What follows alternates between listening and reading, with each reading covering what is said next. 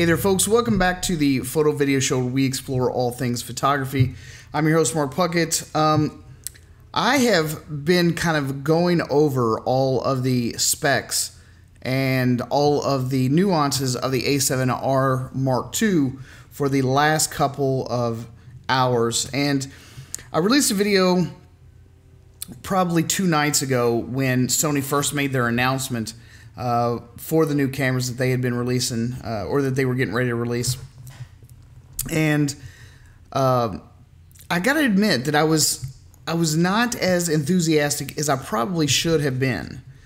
By the way, I am also broadcasting on Periscope for anyone that's interested. I'm thinking about doing this a little bit more often on Periscope. So for those of you that actually enjoy these types of videos, you can start following me on Twitter, on Periscope, and you can have at them. So I'm going to just jump right in here. Okay, the A7R Mark II is, for the most part, a high-end professional stills camera. I mean, that's mainly what it's for because of the form factor. What we're looking at is a massive 42 megapixels. It's still not as big as, say, like the new Canon. I think they're right at 50 megapixels, but I don't really think that that's much of a downside. We're looking at increasing your max resolution by almost double for most people.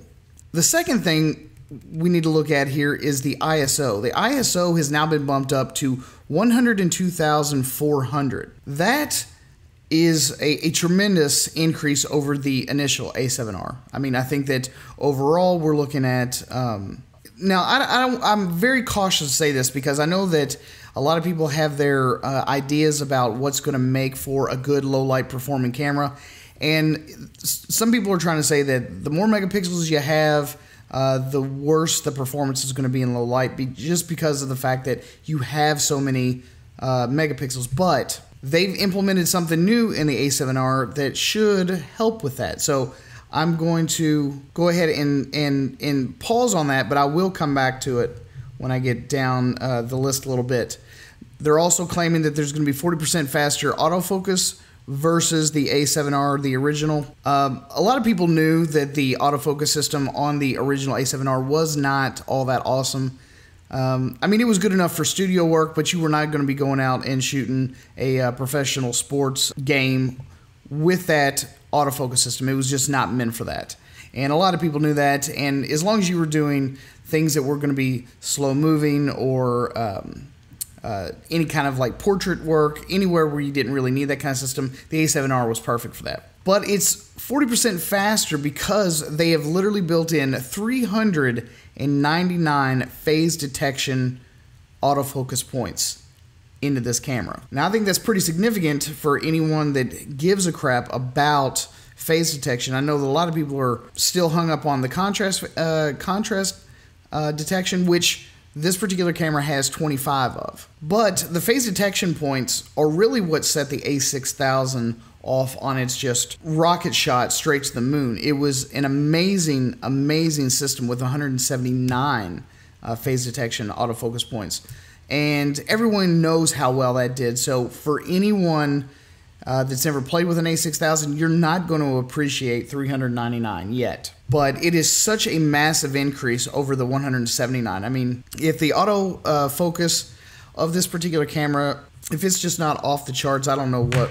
All right, now, getting back to the high ISO range on the A7R Mark II, we're looking at a backside illuminated sensor now. And Sony claims, and this is also semi-true with smaller sensor, like cell phone image sensors, is that if it's backside illuminated, it generally will give you better performance in low light. But this is the first time it's ever been applied to a full frame professional grade camera body. And now you can have both high res and high speed in your ISO range. And now they say that there's no need to choose. The only thing I'm worried about is if there really is no need to choose between high res and high speed, does this cannibalize their A7S?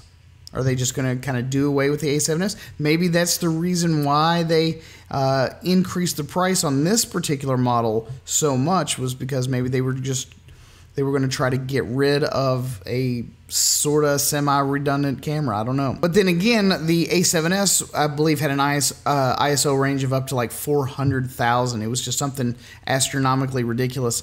But if they can actually make both high-res and high-speed feasible all in one camera body, why make two?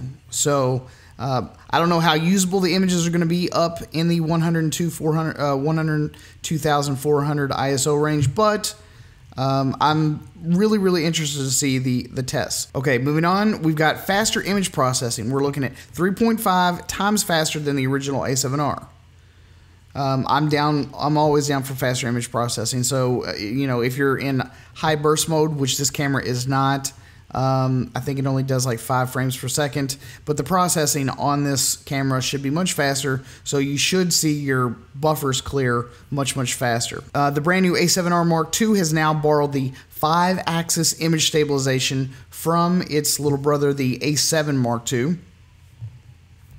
The 5-axis image stabilization, I think, is an amazing feature, because I genuinely believe that Sony knows that there are a massive amount of people that are buying old school Minolta lenses, old school whatever kind of lenses. The mirrorless market has just really kind of opened the floodgates to a lot of really beautiful old school film glass that was basically wasting away in most parents' and grandparents' closets, so no one was even using it.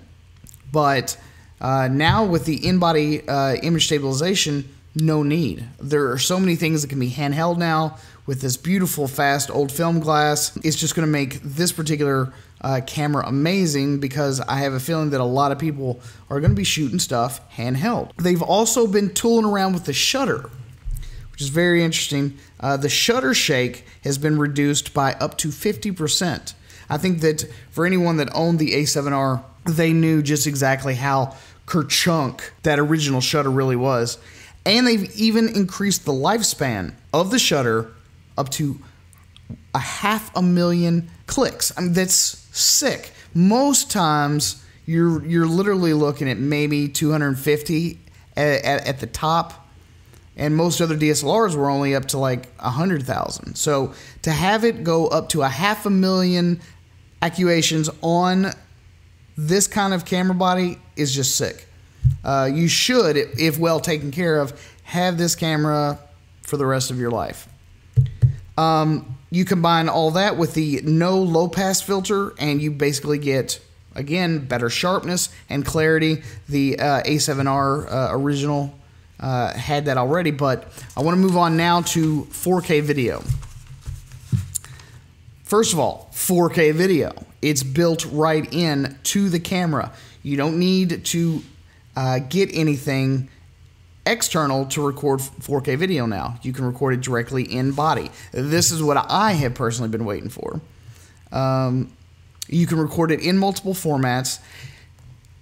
I think most people didn't really, and this is probably more for the video people, but the video profiles, S-Log2 and the S-Gamut, those two video profiles are going to be huge selling points for the camera, because, again, you don't want your camera doing a lot of the work for you. You don't want your camera doing any in-body sharpening, contrast, or saturation. You don't want your camera doing any of that. So these S-Log2 and the S-Gamut picture profiles, picture styles, flatten out the image to such an extent that it almost gives you a massively perceived dynamic range. And that's essentially what a lot of filmmakers these days are looking for. We're also looking at 120 frames per second in 720p. That's still usable. 720p is not horrible, especially if your project is going to end up going straight to the web anyway. They've now included timecode, clean HDMI out for those that still want to send their images off to an external recorder. They now have a fully silent shooting mode. You've got a 0.78 times viewfinder. I believe the A7R original was 0.74. You now have magnesium alloy body, much better weather sealing. So this is a much more pro body. You can use it, you know, in outside high humidity, probably light drizzles, rains, stuff like that. I wouldn't say downpour or submersion, but you're probably good to go in a light rain shower. So they've now included a mode dial lock. I don't usually have that problem accidentally changing modes on my camera while I'm shooting, but for some people maybe it's a big selling point. And of course, they've included the Wi-Fi and the near-field communication like most of the other Sony cameras have. We're looking at a release date of August 2015 with a price tag of $3,200. Now, initially, the $3,200 price tag really, it really ruined me. I was like, damn, that is extremely high. Then I started to think, because for people that don't want to record into an external recorder, this is the 4K video being recorded in body is amazing. The Atomos shotgun is $2,000 all by itself. You tack on any kind of camera that has clean HDMI out on top of the $2,000 and you're looking at already like 4,000 bucks. Even if you went on the cheap side and you went with an Atomos Ninja, that costs retail about 700 bucks. So you combine the like A7S, which is 2,500 bucks, with the cheapest, you know, or with the Atomos Ninja, which is cheaper than the Shogun, you're still looking at the price of the A7R Mark II. I find that this camera is probably going to be a little bit better, even because the S-Log 2 and the S-Gamut picture profiles are going to be a hell of a lot better than going out and buying a separate camera like the Blackmagic Pocket Cinema camera as like a secondary to do those kind of things. So that basically cuts that out of most people's budgets now. So no need to get a Blackmagic Pocket Cinema camera anymore to complement your stills camera. Now, I think it's pretty important that we talk about 4K uses just for a second. Most people realize, I think, that most people cannot watch 4K content yet. We just don't have the screens for it. Most people have not bought into 4K yet. They don't have the monitors. They don't have the TVs. It just can't be seen in all its 4K glory. But you as a video maker, you as a filmmaker, you as anyone that does anything with video, because 4K is quite literally 4 times the size of 1080p, you can pan around inside of that larger image. So even if you don't have a tracking shot or something like that, you can mimic a tracking shot or a camera move in general because you can pan around in the image. You can zoom into the image by upscaling it or downscaling it. And if you take a full 4K video file and you downscale it into 1080p, you're talking amazing sharpness and detail. It's just like cramming a huge picture and putting it down to the size that would be viewable on the web. I mean, the detail is just awesome. So don't discount 4K footage just yet. Don't discount it at all. It's here to stay. And for anyone that doesn't think the 4K is a big deal, it's totally a big deal. So here in closing, I just want to say that the A7R Mark II, I'm wondering whether or not they're going to even release an A7S Mark II. A large part of me wants to say yes, because I do think that there is a market for a highly sensitive low light camera. And I seriously think to a large extent that there might even be people, this may even be the way the marketing is going over at Sony, that they're going to combine sales with the A7R Mark II and then try to get people to also buy the A7S Mark II. So if they go that route, you know, you could be fully invested for under $5.5 grand, but definitely below $6 grand. But I gotta say, I have 2 qualms with most of the items that are currently being released. Why in the hell is not everyone introducing flip screens? Whether it be a selfie style screen, which I can see on the full frames because of the viewfinder, but at least a side flip screen. Pull that thing out, be able to twist it toward the front. Everyone wants to use these beautiful cameras to take video now. There is absolutely no reason not to include some level of selfie type screen, some sort. Pros will use it. We love it. We love it. We want all cameras from here on out to have that. Even if you don't use it, it's nice to just have it there. I mean, there's no reason for it not to be there. And last but not least, we've had cell phones for so long with touchscreens.